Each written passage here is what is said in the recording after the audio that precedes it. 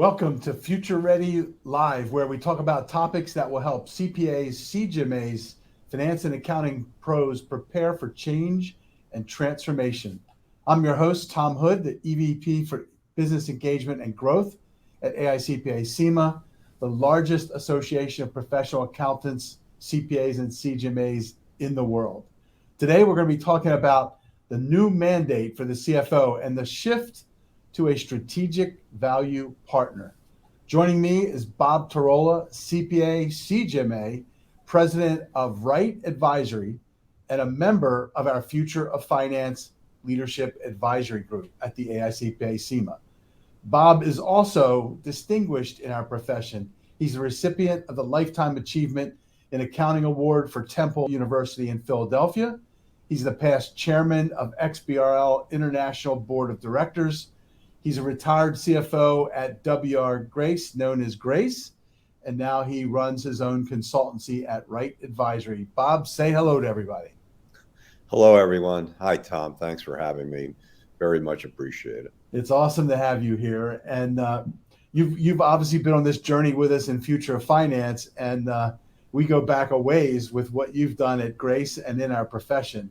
So when we talk about this changing mandate and the role of the CFO to a strategic value partner, how does this relate to your journey as CFO at Grace and what you're doing now in your consultancy? Yes, Tom. I think that I followed the change in CFO and finance professional needs over the years. I started my career in auditing. As I think you know, I was a partner with PricewaterhouseCoopers now. I was there 22 years and left as a regional managing partner to try my hand at corporate finance, and that led me to W.R. Grace, where I was CFO for 10 years. And I must say that during that time, I was probably still doing more compliance than I was doing strategy, at least initially. Happened to be there when Sarbanes-Oxley Act was enacted. So if you can't get any more compliance oriented than that. But within a few years, my role turned to a more of a strategy role. In fact, at one time I had chief strategy officer as part of my title. And it really went from making sure the numbers were right to helping the organization be successful in the future.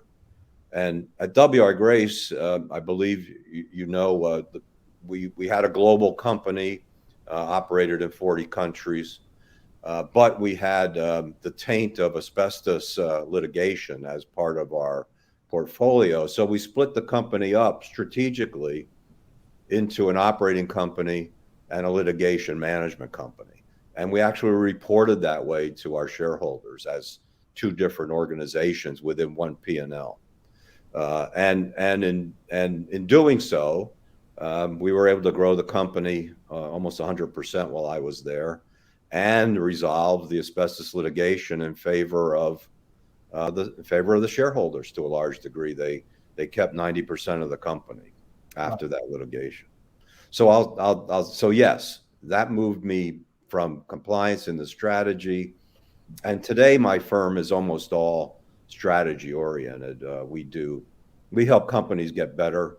Some of them are on the verge of bankruptcy, but for the most part, they're just struggling a bit, and they need to understand how to better their financial situation. And believe it or not, it's not rocket science. It's a matter of transparency, a good strategy, and then accountability to that strategy.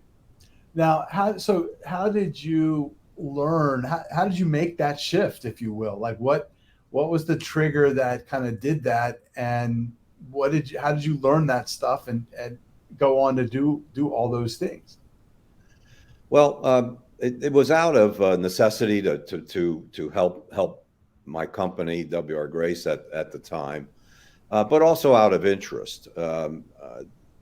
As we grow as accountants or finance professionals, I think our interest naturally moves toward the more analytical, the more strategic, the more operational. and the less the less of the of the of the of the reporting and compliance. Yeah. Uh, it the reporting and compliance becomes table stakes, becomes the baseline. You need to have that, but to advance, you need to be interested in other aspects of the role. And today, um, I would venture to say that the role needs that even more. Yeah. As I was going through my career, uh, you know, knowing accounting and knowing how to make sure things don't go wrong was one of the most important parts of the job. Now it's, how do we succeed is one of the most important parts of the job. Yeah. I mean, it's funny because and I think all this was accelerated by COVID, right? I think during the COVID thing, we had an increase in forecasting and projection 30 times what the role did prior to that. And I don't think that's settled down yet. It's still going on. Well, I think that's right. When COVID hit, my firm was advising a university outside of Philadelphia on how to better its financial condition. And starting March of 2020, we pivoted and just kept doing scenario after scenario of forecasting. What could this mean to a university? Yeah. So yes, it turned immediately on the event of COVID. Yeah. And then I think in our future of finance, that's been, people are saying this is like our defining moment as finance and accounting pros because we've been thrust into that spotlight, and now it's time to keep it and continue that journey to value partner. Right? That's where we all see ourselves moving. Yes, and I think that accountants, CPAs, CGMAs are the best equipped to do that effectively. I've worked with many professional people with different professional backgrounds, and I found that the analytical skills that accountants learn, that's based on the reality of financial statements, is really an advantage when you start moving into more strategic roles, because you know how the numbers are developed. Right. Um, I don't know how many times I've worked with investment management folks or lawyers, and they're trying to they know where they want to go, but they don't know how the numbers come together and how that can help them figure it out. Yeah. I mean, so we've talked about this a long time, but you're right. The discipline of the CPA, CGMA, the foundation of trust and public interest, and those deep analytical skills. They're amazing. They're like game changers. So, you absolutely right. All right, now let's shift to another big topic at Future Finance, which is ESG. And one of the companies you serve on the board, Vista Outdoor, was recognized as one of the top 100 best ESG companies by Investors Business Daily, 39th overall and third in consumer products. That's impressive. Can you talk a little bit about that? And as a board member, thinking about how the CFO play a role, what's that look like? Well, Nike was number one, so we're gonna try to go after Nike. But Vista Outdoor is a publicly traded company on the New York Stock Exchange. It's $3 billion in annual revenue. We're a brand management company to a large degree. We own 40 separate outdoor recreation brands, and we do manufacturing, we do sourcing from all over the world, particularly in Asia. We have operations in Europe, Asia, and the Americas. But we realize that the ESG movement is real, and that we ought to be ahead of it, be in the front of it, and frankly, that starts with the G, the governance part. So as a board, we said we want the management team to focus on what makes sense for our company, not try to boil the ocean, not try to be an Exxon Mobil. We're not that. But we have a lot of risks in environmental areas. Certainly, we want to be socially responsible. So we asked our management team. Actually, we didn't even have to ask them. They were in front of us. They wanted to produce an ESG report. The first one was called a sustainability report, and then the second one we broadened it to all of ESG because we wanted to talk about how we govern, how we think about people, and how we control the environmental risks that are embedded in our business. That's really cool. And so, what role did the CFO play? How did that happen in that company instance? Well, interesting. It was really, I think, really championed by the CEO and the investor relations leader. The CFO's role was to make sure we didn't say anything that was wrong. So, here's the blend of compliance and strategy. The strategy part was to get out ahead of this type of disclosure. The compliance part was to make sure it was right.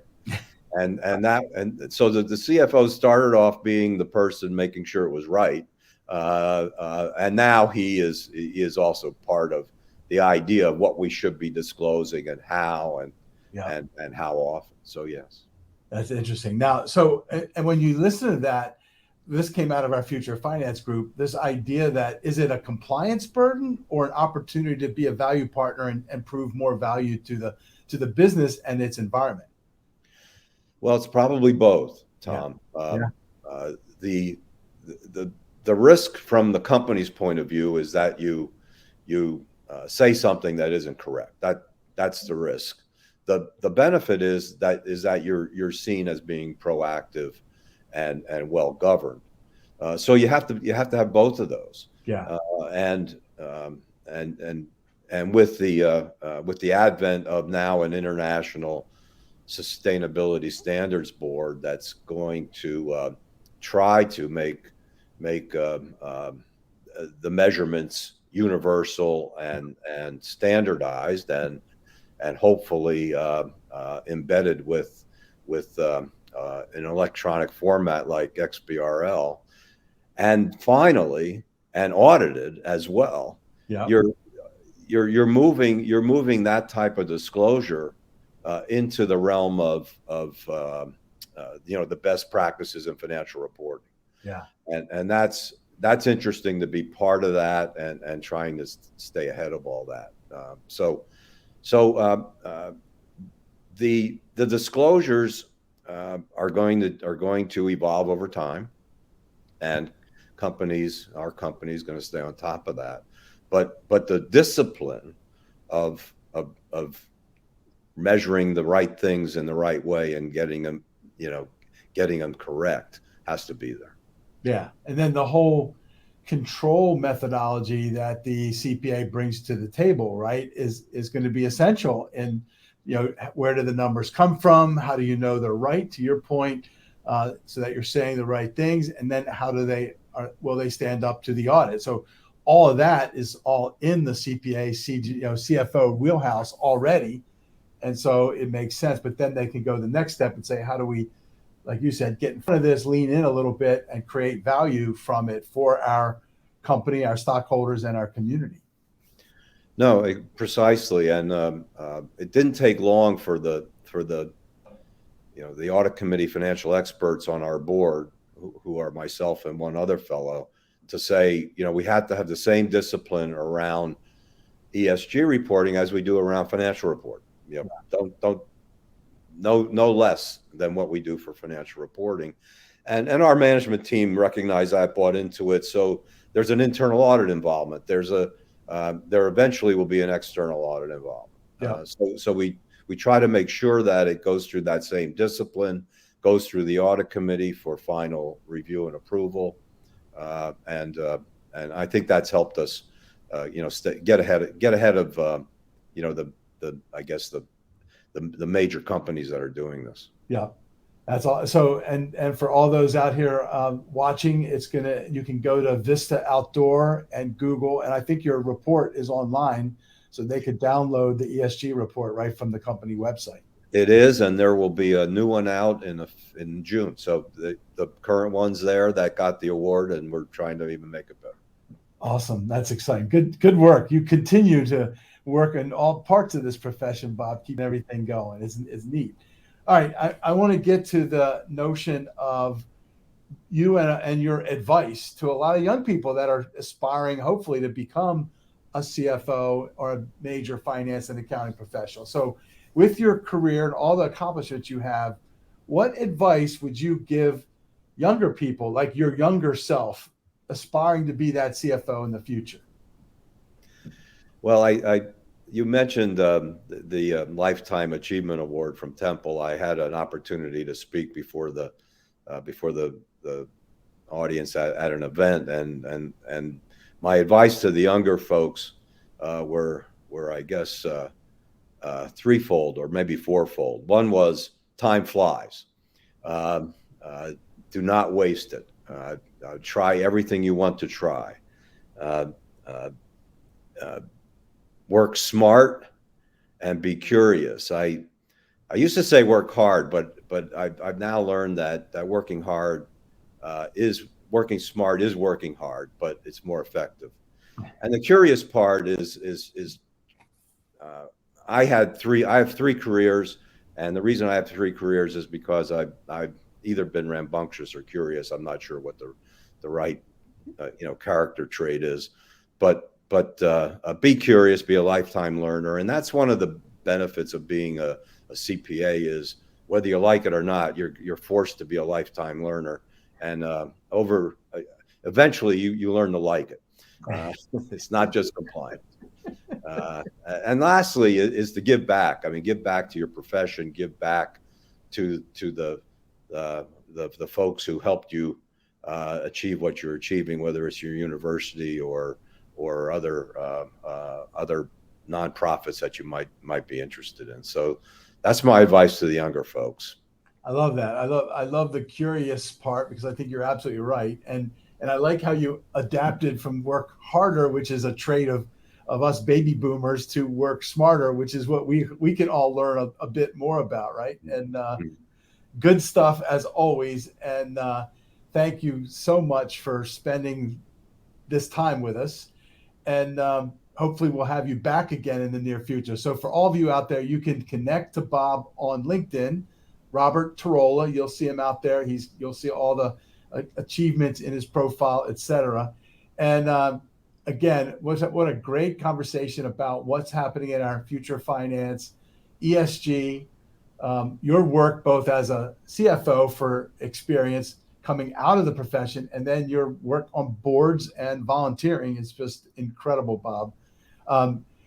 For the rest of you, you can join us live at the CFO Leadership Council in Boston on May 19th and 20th. We'll put a link in the environment. You can Google CFOleadershipcouncil.com and you'll see the agenda there.